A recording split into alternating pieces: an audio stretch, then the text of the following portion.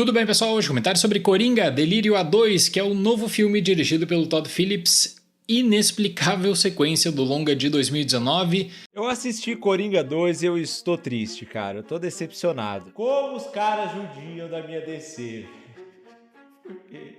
Não tem nada memorável, assim, né? Não tem nada que fica com você depois do filme. A única impressão que fica, né? A impressão que eu tenho é que todo mundo que fez esse filme odeia tudo sobre ele, assim. Odeia musicais, odeia dramas de tribunal, odeia o Coringa, odeia o cinema. Como eu disse, um fracasso monumental, coloco como um fiasco também, de repercussão muito limitada, em que os melhores momentos que você vai ver em Coringa 2 são de coisas de Coringa de 2019. Isso faz a gente questionar esses moldes da indústria cinematográfica de Hollywood, né? Onde tudo precisa ter uma sequência, eles precisam extrair o máximo possível de qualquer franquia que dê certo, precisam sugar a alma do público. Sabe? A gente fez um filme que deu certo aqui, vamos expandir o universo, vamos fazer sequência, fazer spin-off, conectar com aquilo lá, fazer mais 20 filmes, que é pra conseguir 1 bilhão de bilheteria em todos. E aí o resultado dessa ganância exacerbada é isso, né? Obras sem alma, sem propósito, sem uma mensagem pra passar. E essa é minha reação enquanto assisti ao filme. E o filme do Coringa, hein? Coringa 2. Eu não vi o filme, então esse bate-papo nosso aqui não vai ser sobre se o filme é bom ou ruim. Pela pontuação que o filme está recebendo, parece que ele é uma porcaria. E aí, enquanto você assiste um vídeo aqui, um outro ali, lê uma resenha de um lado e de outro, você também começa a observar que as ideologias políticas fazem as suas leituras. Então, a galera que às vezes nem comenta filme, eu vi o cara do Ancapso falando sobre Coringa, mas a galera que é mais de direita ou se diz nerdola, então os caras... É o efeito Capitão Nascimento.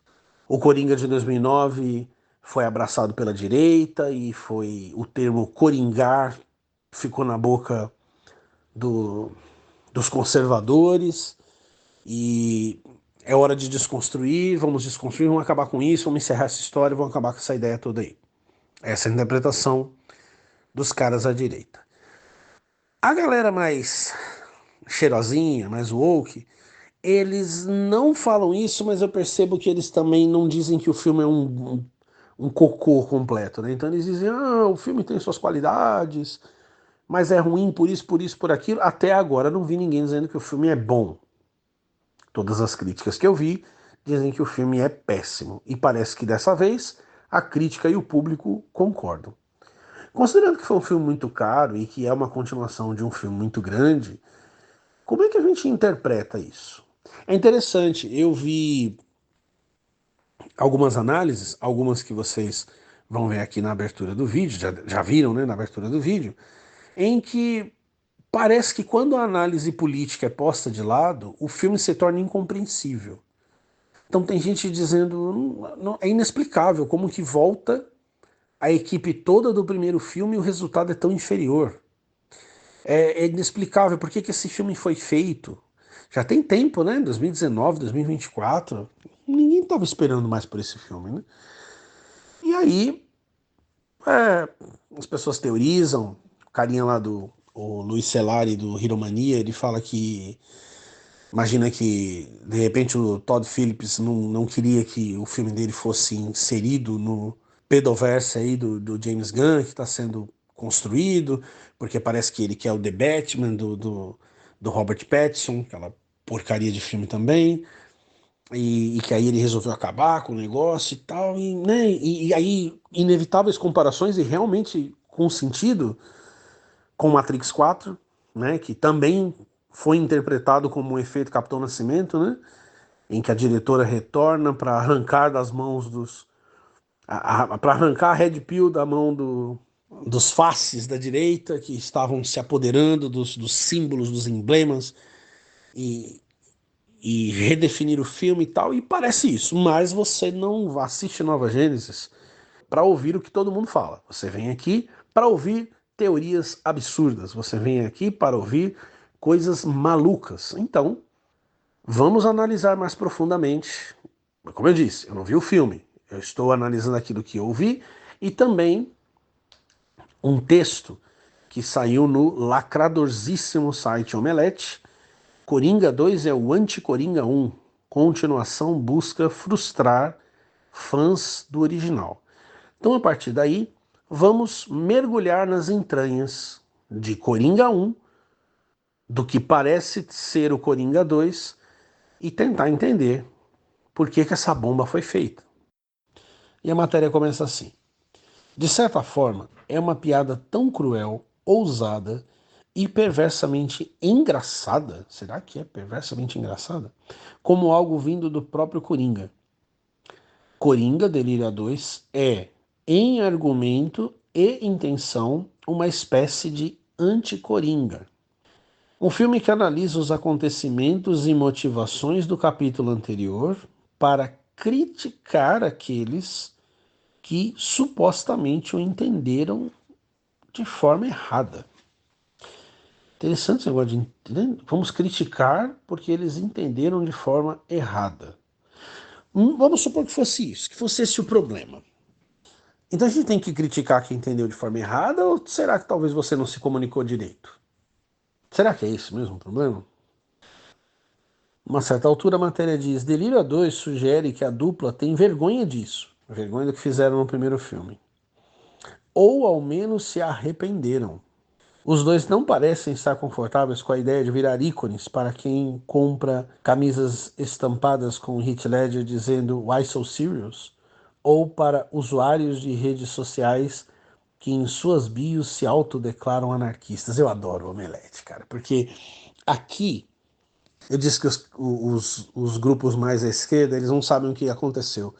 Mas o Omelete é uma exceção. E aqui eles estão mostrando, né, como eles odeiam essa parte. Parte não. Esse público gigantesco.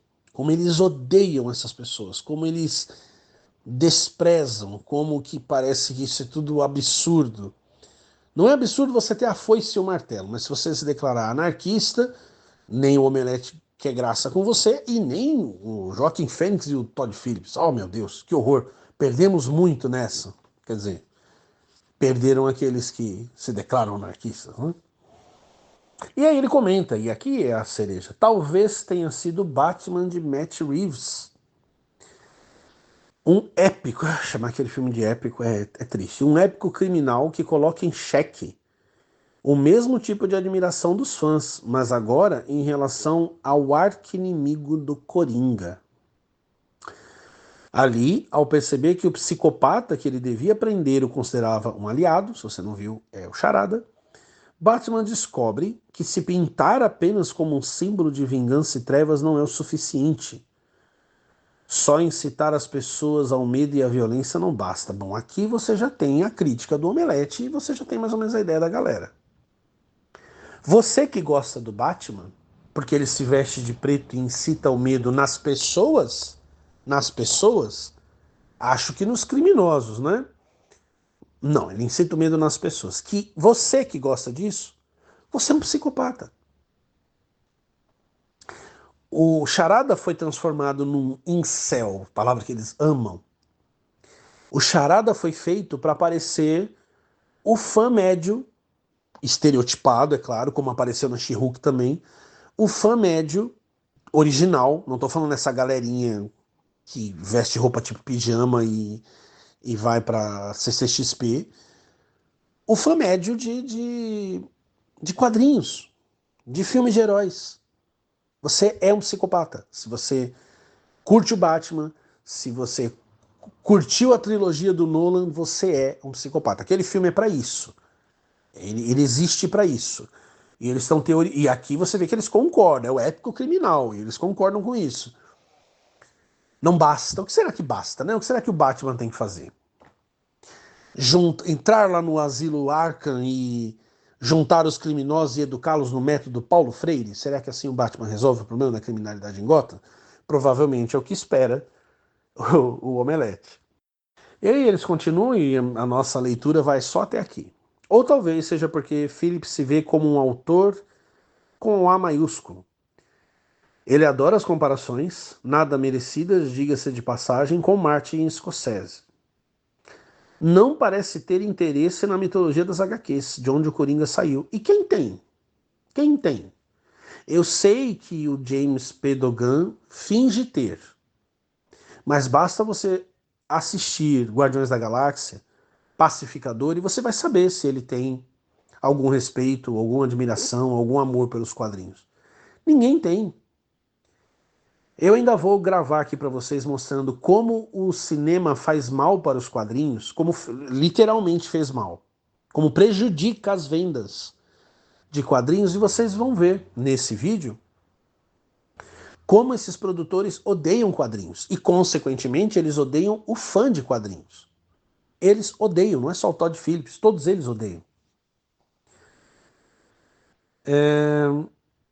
Então ele fala que ele não tem interesse na mitologia, ninguém tem, ou em ser visto como alguém que dirige filmes de quadrinhos. Ah, que coisa ridícula. Porra, o Joaquin Phoenix ganhou Oscar com esse filme. Esse filme, o primeiro, ele teve um orçamento baixo e arrecadou muito, ele foi um gigantesco sucesso. Qual o problema com os quadrinhos?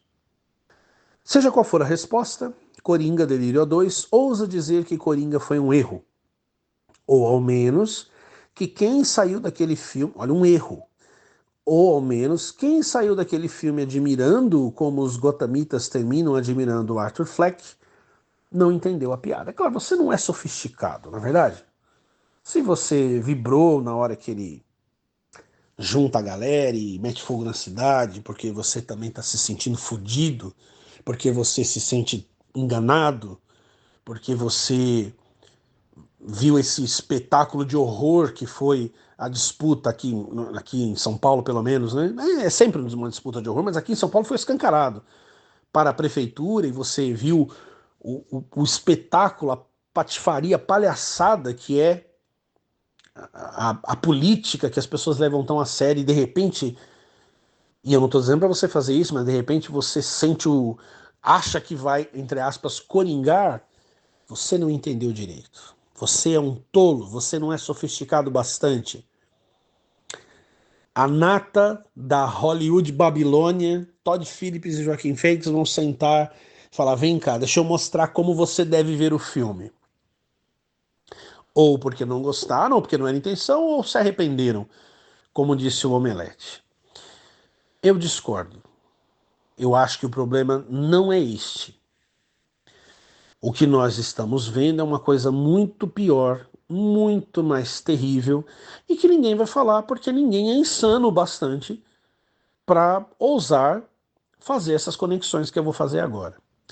Mas em primeiro lugar, você que é o tempo todo chamado de incel, de psicopata, você que não é bem-vindo na CCXP, você que não gosta dos quadrinhos atuais, você que não curte os filmes da Marvel, ou que não tá com a calcinha molhada por causa do James Gunn, você que é sempre xingado, você é o alvo. E por que é que você é o alvo? Porque estão tentando destruir, minar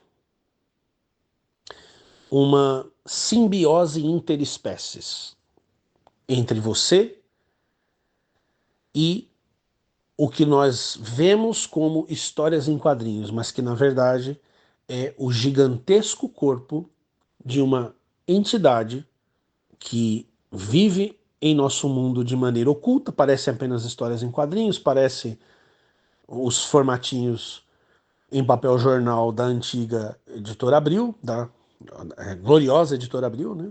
Da lendária Abril, mas se trata do corpo de uma gigantesca entidade que busca estabelecer uma simbiose interespécies para que você e eu nos tornemos mais do que humanos, completemos o nosso destino nos tornando super-humanos. Em 2019 restava muito pouco do mundo real. essas partes sobreviventes seriam deletadas definitivamente com o grande reboot que foi a Infodemia em 2020.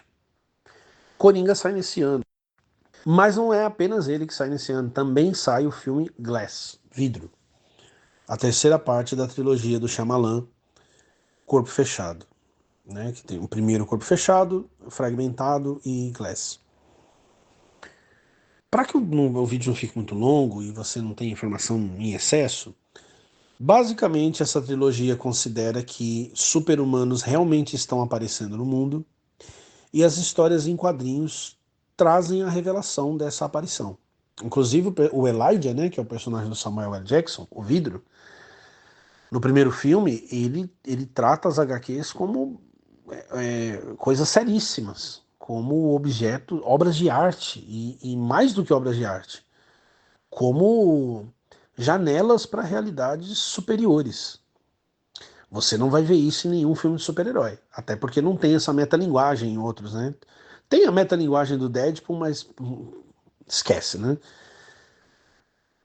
E nesse terceiro filme, os três personagens dos três filmes estão numa clínica psiquiátrica. O Elijah tá desde o primeiro filme. E aí aparece uma doutora lá, a doutora Ellie Staple, e ela começa a dizer, ó, vocês são malucos, vocês são doidos, vocês não têm superpoderes. Vocês estão enganados. Bom, o filme vai seguindo, o personagem do Samuel L. Jackson parece estar catatônico, e as sequências finais vão trazendo várias revelações. Uma delas é que a doutora Ellie não estava lá para curá-los, ela estava lá para convencê-los de que eles não são super-humanos. O personagem do Bruce Willis, a fraqueza dele é a água. Se ele fica perto da água, ele perde os poderes, ele perde a super força dele. E eles estão, os agentes da SWAT, ou aparentemente SWAT, né, que aparecem ali no final, estão empurrando a cabeça dele na água e a doutora Ellie se aproxima dele. E aí você tem o primeiro plot twist do Shyamalan nesse final. Ela mostra, ela toca na mão dele, ele tem uma espécie de super empatia, que ele enxerga as coisas que as pessoas vivenciam, e ela mostra para ele que ela faz parte de uma organização. E que essa organização tem por objetivo suprimir a aparição tanto de super-heróis como de super-vilões. E ela depois então se aproxima do Elijah, né? O Elijah também tá morrendo, ela chega para ele e fala para eles, ó, as HQs estão erradas, né? Não existe uma super organização para combater os heróis. Nós combatemos ambos, porque quando um aparece, o outro inevitavelmente vai aparecer. Ou seja, se aparecer o herói, esse é o tema do primeiro filme, apareceu o herói, vai vir o vilão, vice-versa. E aí ela diz para ele o seguinte, não podem existir deuses entre nós. Não é justo. Não podem existir deuses entre nós, não é justo. Depois disso, ela está reunida com a organização, que não é nomeada, né? Ela está reunida com a organização e ela está falando que os três eram super-humanos mesmo, mas que ela resolveu, que ninguém está sabendo de nada. E ela diz que fala da importância do trabalho deles, manter o equilíbrio, preservar a ordem. Interessante essa parada de equilíbrio e ordem, né? Até porque o filme paralelo ali que está se lançando na mesma época, o Coringa do Joaquim Fênix, a ordem é opressora. Né? A ordem ela pode ser boa para alguns, mas ela arregaça com a vida de outros, que é o caso do Arthur Fleck. Né? A ordem exclui muitas pessoas, a ordem privilegia muitos. E parece, eu estou fazendo os filmes conversarem, tá? Mas pensa nisso. Quando ela fala em preservar a ordem, em manter o equilíbrio, de que equilíbrio ela está falando? Pô, a história se propõe a estar acontecendo num mundo muito próximo do nosso. Pensa na sua vida. Pensa nas eleições municipais. Sei lá, pensa em qualquer coisa que você já viveu, trabalho que você procurou, sei lá, calote que você tomou, namorado que te deixou. Faz parte da ordem, faz parte do equilíbrio. E o personagem do Coringa, em 2019, é um agente de destruição do equilíbrio, de ruptura do equilíbrio, né? É curioso, né? Sincronisticamente os filmes conversam, ainda que pareçam estar separados. Eu não vou pedir que vocês acreditem que existe uma organização suprimindo heróis ou vilões, beleza? Não vou pedir que você vá tão longe. Vamos pensar apenas em arquétipos. Arquétipos. Vamos pensar que a coletividade da humanidade está por tanto tempo acostumada a viver como vive, que ela criou uma defesa contra os super-humanos. Porque quando a doutora fala com o personagem do Bruce Willis, ela diz para ele que tem funcionado assim por 10 mil anos do jeito deles. Então, quer dizer, há 10 mil anos eles impedem que super-humanos apareçam. Mas você pode pensar que eles estavam por trás da crucificação de Jesus, por exemplo. Né? Então, eu inclusive acredito que a organização não é apenas poderosíssima e secreta, mas ela mostra isso, o aspecto humano que não quer mudança, o aspecto humano que não quer romper com a mediocridade. É o último homem que o Zaratustra profetiza que viria ali junto com o super-homem. Então vamos pensar assim, é um princípio, é um arquétipo, é uma força que quer que as coisas sejam mantidas como estão. Ao contrário de subir e de se elevar, como o deus do Kazantzax em Acese, ela é aquela outra força, aquela força que desce, que quer conforto, que quer descanso, que quer o acolhimento, que quer colo, né? que quer descer, que quer se enraizar, que quer, né, garantias, que não quer se arriscar. Então vamos pensar assim, não vamos pensar em termos de uma organização, vamos pensar em termos de uma força. Estaria essa força destruindo sistematicamente os filmes de super-heróis, e não apenas super-heróis, todos os grandes heróis, todos os grandes símbolos de virtude, de transcendência, que se estabeleceram no cinema nas últimas décadas, para que o ser humano se restrinja à mediocridade e usa uma máscara política para nos enganar? Ou conta com o vício das nossas percepções para permanecer escondida? Para conservar-se camuflada? Eu acredito que sim, e muito mais do que isso.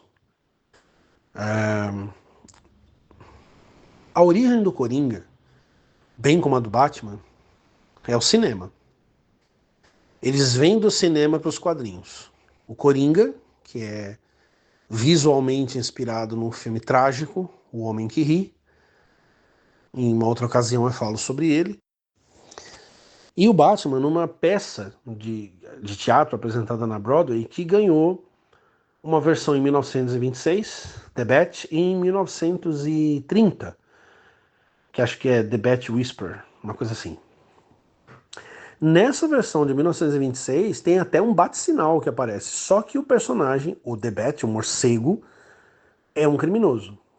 Mas assim, não tem como negar visualmente, os apetrechos que a figura usa, que o Batman foi inspirado naquilo ali. E o Coringa foi de fato porque o Bob Kane e o Bill Finger falaram isso, que se inspiraram no Homem que Ri. Pois bem, em 1989, no Batman de Tim Burton, o Coringa mata os pais do Bruce Wayne.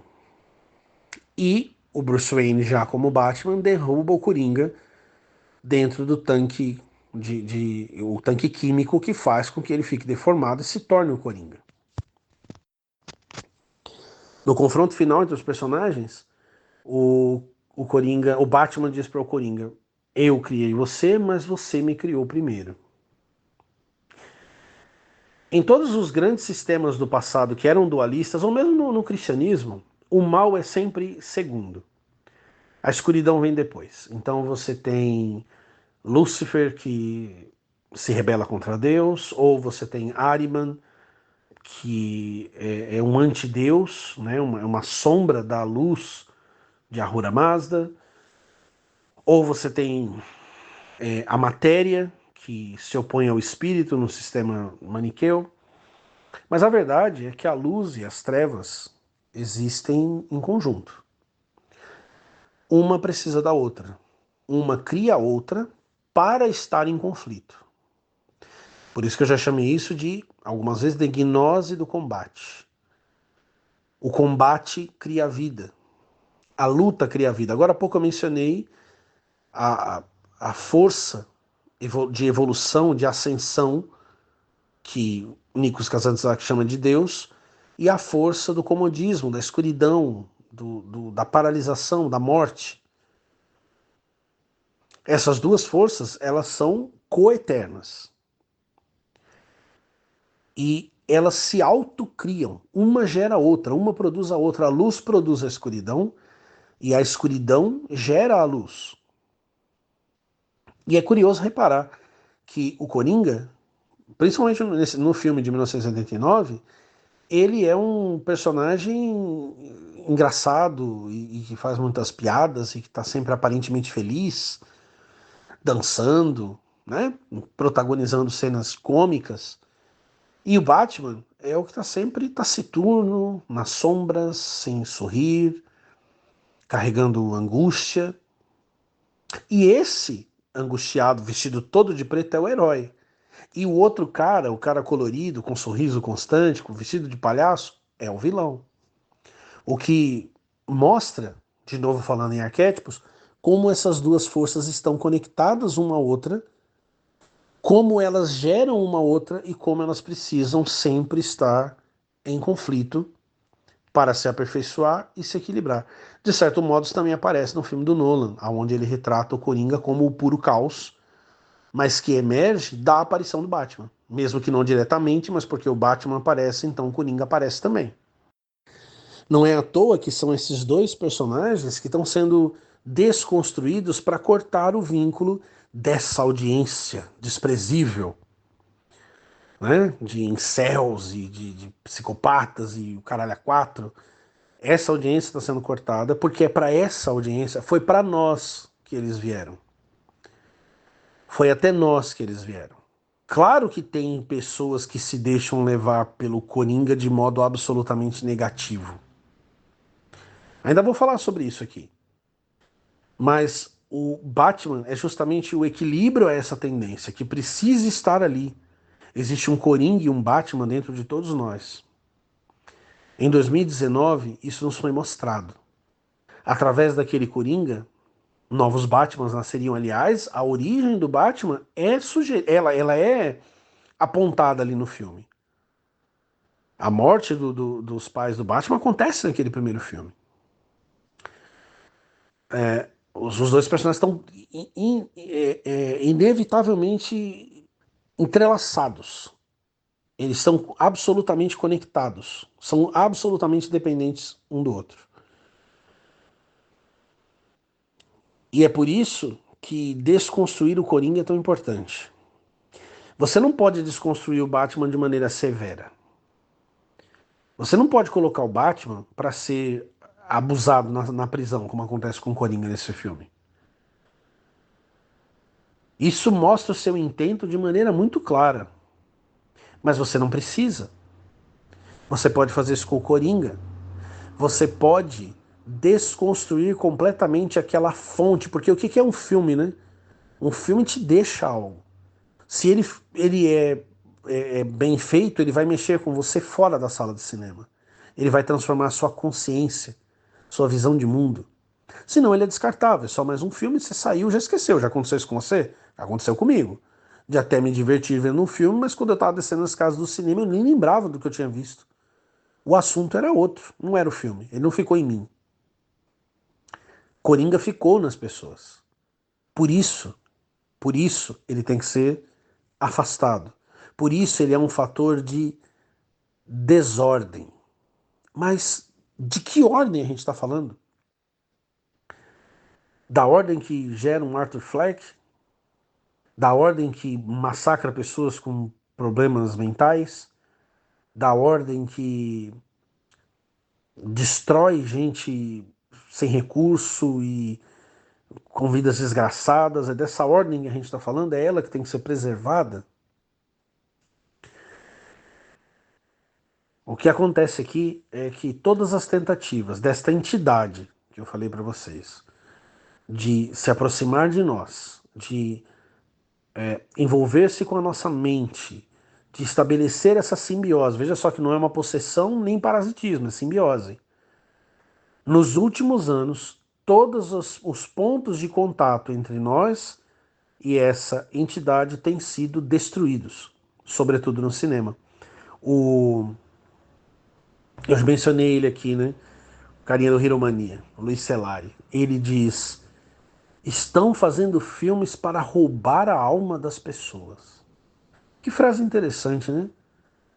Nesse filme do Coringa teve uma sessão aí que teve algazarra, gente gritando Lady Gaga, parecido com o que aconteceu nos filminhos da Marvel, tanto no Deadpool e Wolverine como no encontro dos 3 atores vestidos de Homem-Aranha. Filmes para roubar a alma das pessoas. Nós saímos do tempo em que filmes existiam para nos construir a alma, porque aí para isso que eles existiam. Ignore o interesse de Hollywood. Ignore o aparato, ignore a indústria cultural. Olha para as entranhas do filme, para a vida secreta do filme. Hoje nós temos mecanismos, ferramentas, armas apontadas para o nosso coração para roubar a nossa alma, para nos tirar a transcendência. É para isso que esses filmes estão sendo produzidos. É exatamente para isso que eles estão sendo produzidos. Coringa foi destruído para destruir o Batman. Coringa foi destruído para destruir o Batman dentro de você, dentro de mim. E somos poucos hoje. Nós, nerds, tá? Não é geek nem nerdola. Que preferimos os quadrinhos, que gostamos das coisas antigas, que gostamos das coisas quando elas tinham sabor. Somos poucos que ainda conservamos o nosso laço com esta entidade. Por isso, nós somos os vilões para eles. Por isso, nós somos o mal para eles. Por isso, nós somos o demônio para eles. Eles não nos querem aqui. Eles não nos querem na sala de cinema. Eles não querem nem o nosso dinheiro. Não é política, meu amigo. Não é política, não tem nada a ver com cultura woke, nem com nerdola, não tem nada a ver com isso. Essa é apenas a máscara que esconde uma batalha antiquíssima. Não propriamente entre o bem e o mal, não propriamente entre a luz e a escuridão, mas entre a vida e a morte.